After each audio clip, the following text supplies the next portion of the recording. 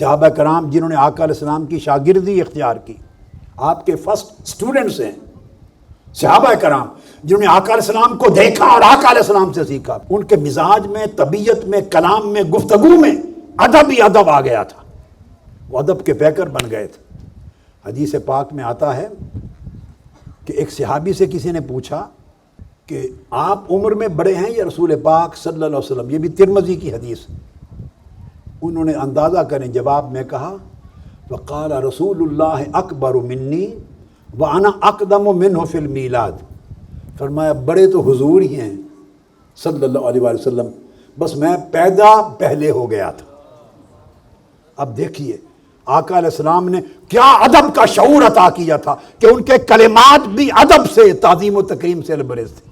فرمایا بڑے آقا علیہ السلام ہی ہیں، وانا اقدم منہ فی المیلاد، میری تو پیدائش پہلے ہو گئی تھی.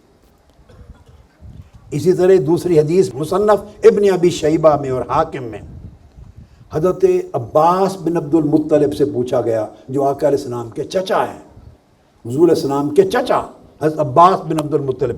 ان سے پوچھا گیا انت اکبر من نبی، عمر میں آپ بڑے ہیں یا حضور علیہ السلام بڑے؟ فقال هو اکبر منی وانا ولدت قبلہ. عرض کیا عباس رضی اللہ تعالیٰ عنہ نے وڈے تو حضور ہی نے، میں جم پہلے گیا سی.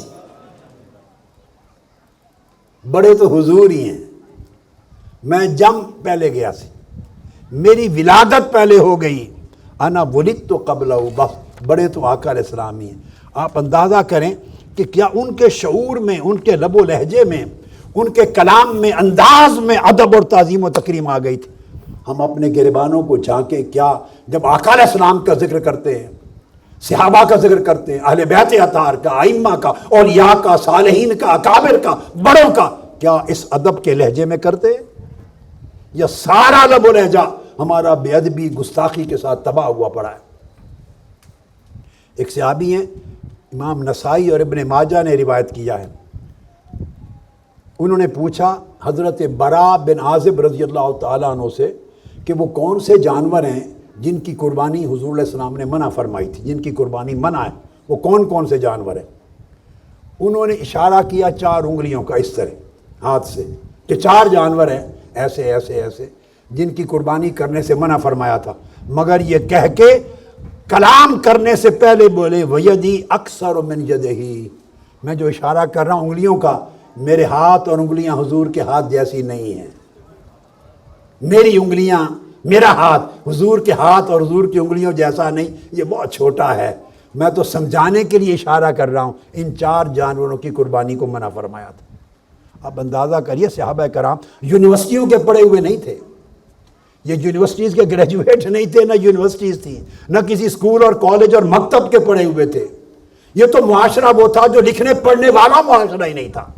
اور آقا علیہ السلام نے بیٹھ کر ان کو اپنا ادب کرنے کا کوئی سبق تھوڑا پڑھایا تھا کہ میری بات کرو تو اس طرح کیا کرو، میرا تذکرہ کرو تو ایسے کیا کرو. نہیں، یہ تو آقا علیہ السلام کی تربیت و صحبت نے انہیں باادب بنا دیا تھا، پیکر ادب، پیکر تعظیم و تکریم بنا دیا تھا.